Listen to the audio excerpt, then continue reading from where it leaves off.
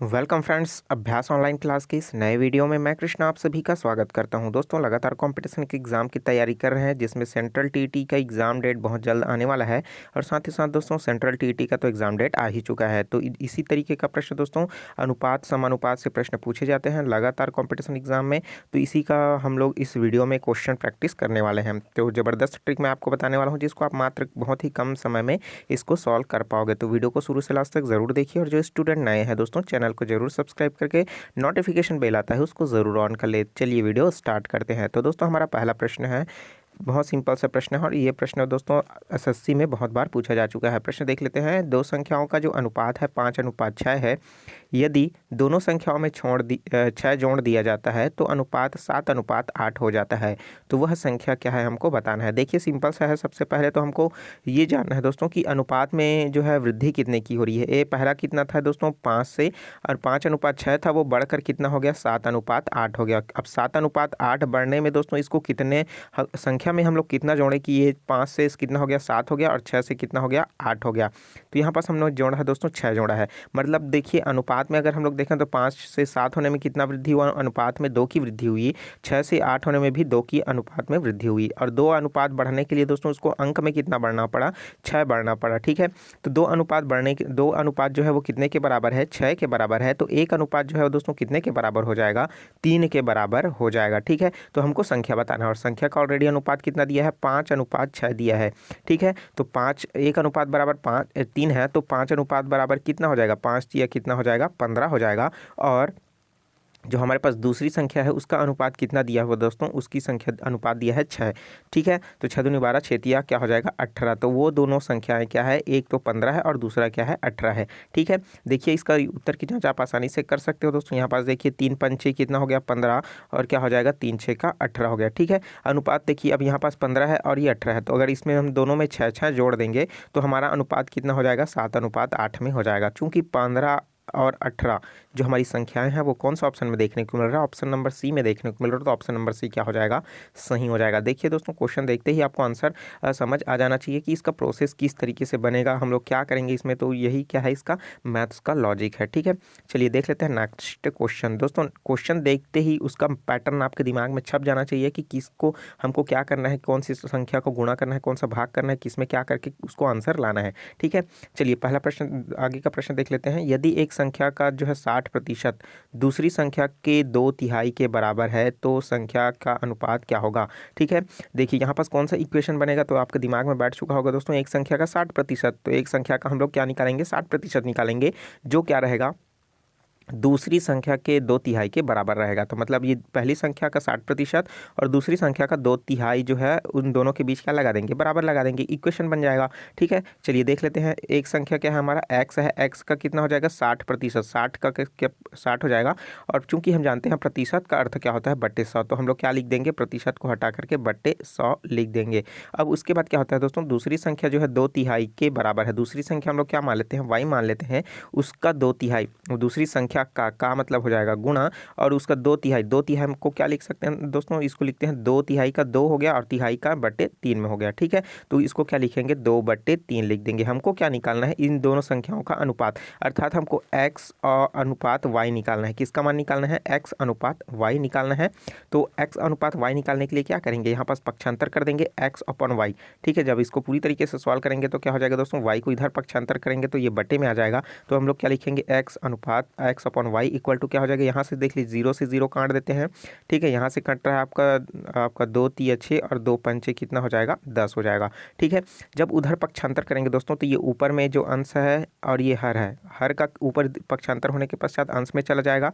Already यहाँ पास क्या बचा है, 2/3 बचा है। पक्षांतर करेंगे तो 5 कहाँ चला जाएगा, ऊपर चला जाएगा, और नीचे में क्या आ जाएगा, 3 आ जाएगा। ठीक है, तो अब देखिए, अब x/y यही तो अनुपात निकालना था ना प्रश्न के अकॉर्डिंग, तो x अनुपात y का मान निकालना है। तो 5 तिया कितना हो जाएगा, सॉल्व करेंगे दोस्तों तो क्या हो जाएगा, ये 15 हो जाएगा, और हमारे पास बट्टे क्या हो जाएगा, सॉरी 5 दूनी 10 हो जाएगा। ठीक है, 5 दूनी कितना हो गया आपका, 10 हो गया, बट्टे 3 तिया कितना हो जाएगा, 9 हो जाएगा। तो क्या आ जाएगा, ये हो गया 9 हो गया। ठीक है, तो हमको क्या मिला, दोनों का अनुपात x/y का मान जो मिला वो क्या मिला, 10:9 मिल जाएगा। तो दोस्तों 10:9 हमको कौन सा ऑप्शन में देखने को मिल रहा है, 10:9 हमको ऑप्शन नंबर नंबर ए में देखने को मिल रहा है, तो ए ऑप्शन क्या हो जाएगा हमारा सही हो जाएगा।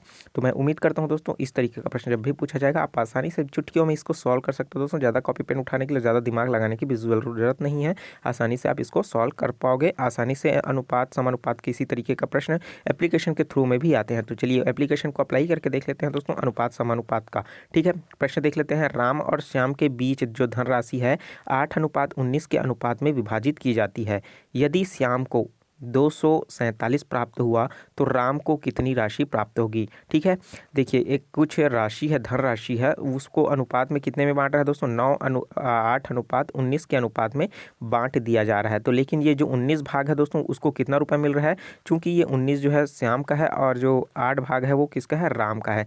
ठीक है, तो श्याम को कितना मिला, 19 भाग मिला है, और यही 19 भाग कितने के बराबर है, 247 रुपए के बराबर है। कितने के बराबर है, 247 रुपए के बराबर। ठीक है, तो क्या हो जाएगा, 247 रुपए के बराबर है। तो एक अनुपात में कितना आएगा, तो एक अनुपात में निकालने के लिए क्या करेंगे, 247 बटे क्या कर देंगे, 19।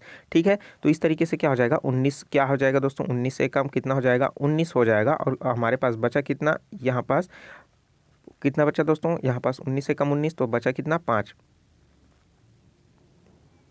ठीक है, तो अब क्या हो जाएगा, यहाँ पास हम लोग फिर इसको काट देते हैं, ऊपर में क्या बचा हमारा, 57। ठीक है, तो यहाँ पास कितने बार में जाएगा, 3 बार में जाएगा। ठीक है, तो यहाँ पास क्या हो जाएगा, 13 आ जाएगा। ठीक है, तो यहाँ पास क्या हो जाएगा, अब देखिए अब आसानी से क्या कर सकते हैं, यहाँ पास एक अनुपात बराबर कितना आ रहा है, 13 आ रहा है। तो हमारे पास किसकी राशि निकालना है, हम यहाँ पास निकालना है हमको राम की राशि। तो राम की राशि अनुपात कितने में है दोस्तों, 8 है। ठीक है, चूंकि एक अनुपात जो है दोस्तों वो कितने के बराबर है, 13 के बराबर है, तो 8 अनुपात कितने के बराबर हो जाएगा दोस्तों, तो यहाँ पास हमको निकालना होगा 13 गुणा कितना कर देंगे, 8 करना पड़ेगा। ठीक है, क्या करना पड़ेगा, 13 गुणा 8।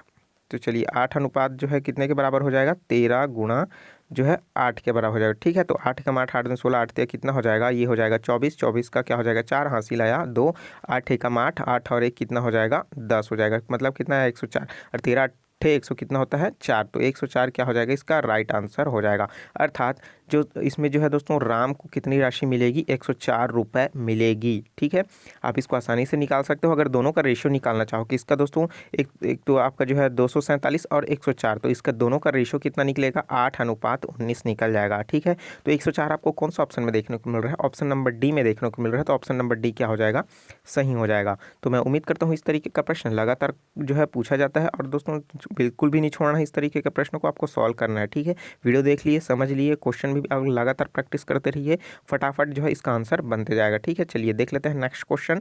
नेक्स्ट क्वेश्चन भी बहुत ही सिंपल सा प्रश्न है। प्रश्न है, एक धनराशि को ए, बी, सी और डी में क्रमशः 4:5:7:11 के अनुपात में बांटा जाता है। यदि सी का भाग रुपए 1351 हो तो ए और बी के भागों की कुल धनराशि कितनी हो जाएगी। ठीक है, चलिए देखते हैं ये भी किस तरीके से बनेगा। जैसे मैंने पिछले प्रश्न में बताया उसी तरीके से ये भी बनेगा। देखिए यहाँ पर सी का भाग दिया है दोस्तों, सी का जो भाग है वो कितना भाग है, रुपए में, रुपए में कितना है, 1351 है। और यही 1351 कितने अनुपात के बराबर है, देखिए सी में जो है 7 अनुपात के बराबर है। कितना अनुपात के बराबर है, 7 अनुपात के बराबर है। तो एक अनुपात में कितना आएगा, तो एक 1351 है उसको किससे भाग दे देंगे, 7 से भाग दे देंगे। तो 7 से भाग देंगे तो क्या हो जाएगा दोस्तों, यहाँ पास हो जाएगा 7 एकम कितना हो जाएगा, 7 हो जाएगा। और यहाँ पास कितना बचा है, हमारे पास 6 बचा। ठीक है, अब इसको फिर से भाग देंगे तो कितना आ जाएगा,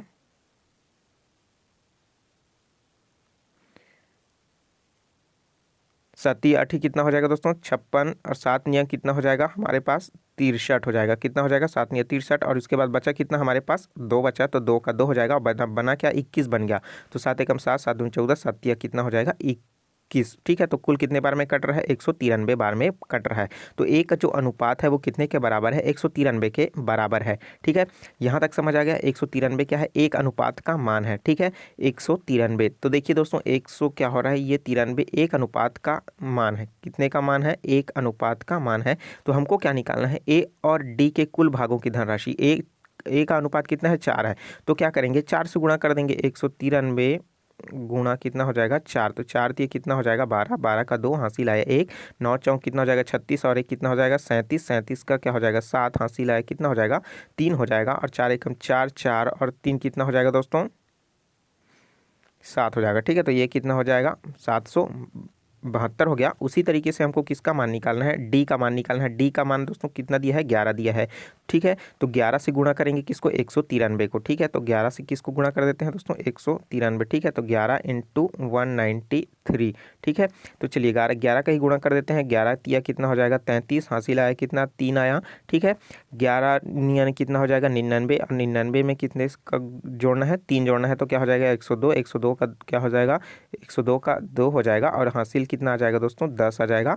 11 एकम कितना हो जाएगा, 11। और 11 और 10 कितना हो जाएगा, 21। तो हमारे पास देखिए, जो हमारे पास ए का जो भाग है वो कितना रुपये आया, 772 रुपये आया। और हमारे पास जो डी की भाग है वो कितना आया, 2123 रुपये आया। ठीक है, अब इन दोनों की कुल धनराशि बोल रहा है, तो दोनों को क्या कर देना है, ऐड कर देना है। किसको किसको ऐड करना है, यहाँ पास हमको ऐड करना है ये ए वाला मान और ये आपका डी वाला मान। इन दोनों को क्या कर देंगे, जोड़ देंगे। चलिए जोड़ देते हैं दोस्तों। तो क्या हो जाएगा, हमारे पास एक तो है, हमारे पास क्या है, एक है 2123 रुपये है, और एक हमारे पास कितना है, 772 रुपये है। ठीक है, चलिए जोड़ देते हैं। इकाई 3 2 कितना हो गया, 5, और 7 और 2 कितना हो गया, हमारे पास 9 हो गया। 7 और 1 कितना हो जाएगा, 8, 2 का 2 कितना आ गया हमारे पास दोस्तों, 2895। 2895 क्या हो जाएगा, कुल राशि होगा किसका, ए और 11 अनुपात का। ठीक है, तो ऑप्शन नंबर हमको कौन सा में दिख रहा है, 2895। 2895 हमको देख रहा है, देखने को मिल रहा है ऑप्शन नंबर बी में। तो ऑप्शन नंबर बी क्या हो जाएगा, सही हो जाएगा। तो मैं उम्मीद करता हूँ इस तरीके का प्रश्न जब भी पूछा जाएगा आप आसानी से ज़रूर सॉल्व कर पाओगे बिना किसी प्रॉब्लम के। ठीक है, लगातार प्रैक्टिस करते रहोगे दोस्तों। मेन जो है मैथमेटिक्स में जो है प्रैक्टिस ही इंपॉर्टेंट होता है। लगातार प्रैक्टिस करते रहोगे तो आप आसानी से ज़रूर सॉल्व कर पाओगे। चलिए देख लेते हैं नेक्स्ट क्वेश्चन। थोड़ा सा पेचीदा लग सकता है लेकिन बहुत सिंपल है। ठीक है, प्रश्न को समझने की देरी है। प्रश्न देख लेते हैं, यदि एक उत्पाद खरीदने वाले लोगों में 55% महिलाएं हैं तो उत्पाद खरीदने वाली महिलाओं की संख्या का उत्पाद खरीदने वाले पुरुषों की संख्या से अनुपात क्या है। ठीक है, सिंपल सा प्रश्न है। देखिए, कोई चीज़ खरीद बेचा जा रहा है तो उसको खरीदने के लिए तो एक जो है आपका पुरुष गए हैं, महिला गए हैं, लेकिन उसको खरीदने के लिए दोस्तों 55% जो है महिलाएं हैं। ठीक है, महिलाएं कितना है दोस्तों, 55% है। ठीक है, तो 55% महिलाएं हैं तो पुरुष कितने होंगे। ठीक है, पुरुष की बात करें तो वो कितने होंगे दोस्तों, जब 55% महिलाएं हैं तो ऑलरेडी वो 45% होगा। तो यहाँ पास पूछा जा रहा है महिलाओं की संख्या का उत्पाद खरीदने वाले पुरुषों की संख्या से अनुपात, मतलब पहले हमको महिला लेना है उसके बाद पुरुष लेना है, तो इन दोनों के बीच अनुपात निकालना है। तो चूंकि प्रतिशत में दिया हुआ है तो इसको अनुपात में ले लेते हैं। ठीक है, तो अब इसको सरल कर देंगे तो हमारा जो है सरल अनुपात ही हमारा क्या होता है, मेन आंसर होता है। चलिए इसको भाग दे करके देख ले तो क्या हो जाएगा, किससे भाग जाएगा दोस्तों, ये जो हमारा जाएगा 5 से देंगे तो क्या हो जाएगा, 5 एकम 5, 5 एकम 5, और ये क्या हो जाएगा 5 निया 45। तो 11:9 के अनुपात में क्या हो जाएगा, ये हमारा रेशियो आएगा। तो 11:9 हमको कौन सा ऑप्शन में देखने को मिल रहा है, तो 11:9 हमको ऑप्शन नंबर डी में देखने को मिल रहा है। तो ऑप्शन नंबर डी क्या हो जाएगा, सही हो जाएगा। दोस्तों जल्दबाजी के चक्कर में आप जो है पहले अगर पुरुष को रख देते हो, पुरुष अनुपात महिला के अनुपात में निकालोगे तो आपका 9:11 आएगा। ठीक है, 9 से 11। तो इस समय जो है इसका क्वेश्चन जो है आपका क्वेश्चन के अकॉर्डिंग तो सही होगा, लेकिन यहाँ पास जो पूछा है उस अकॉर्डिंग अगर यहाँ पास 9 से 11 लिखोगे तो ये क्या हो जाएगा, गलत हो जाएगा। ठीक है, क्वेश्चन को समझना है। क्वेश्चन में क्या पूछा है, पहले महिला पूछा है तो हमको पहले महिला का बताना है, बाद में पुरुष का पूछा है तो बाद में पुरुष का बताना है। ठीक है, क्योंकि यहाँ पास जो रेशियो है पहले में वो 11 जो दिया है वो किसका है, महिलाओं का है, और 9 जो है वो क्या है, पुरुषों का है। ठीक है, अगर इसमें देखेंगे दोस्तों ऑप्शन नंबर ए में, तो ये हमारे पास 9 जो है वो महिलाओं के लिए हो जाएगा और 11 जो है दोस्तों पुरुषों के लिए हो जाएगा, क्योंकि क्या पूरी तरीके से गलत है। ठीक है, तो ऑप्शन नंबर डी क्या हो जाएगा, सही हो जाएगा। तो मैं उम्मीद करता हूँ दोस्तों इस तरीके का प्रश्न लगातार पूछा जाता है और आता ही रहेगा, लगातार आपको प्रैक्टिस करना है। और दोस्तों मैथमेटिक्स के लिए आपके लिए कौन सा बुक बेस्ट रहेगा, मैंने नीचे डिस्क्रिप्शन में दे रखा है, वहाँ से जरूर चेक आउट कर लीजिए। साथ ही साथ सीजी टेट के लिए भी कौन सा बुक बेस्ट रहेगा और सी टेट के लिए भी कौन सा बुक बेस्ट रहेगा, मैंने नीचे लिंक दे रखा है, वहाँ से चेकआउट कर लीजिए दोस्तों। और ज़बरदस्त ट्रिक किया दोस्तों, बहुत सारे और भी वीडियो अपलोड करके रखा है, ओल्ड क्वेश्चन भी पेपर है। ठीक है, प्लेलिस्ट में जा करके चेक कर सकते हो, उन सभी वीडियो को देख सकते हो। ठीक है, पिछले ईयर जो बहुत सारे जो एग्जाम हुए हैं दोस्तों उनका भी आपको प्रैक्टिस करने को मिल जाएगा। ठीक है, चलिए मिलते हैं दोस्तों नए वीडियो में नए जानकारी के साथ। तो मुझे दीजिए इजाज़त, take care, all the best, जय हिंद।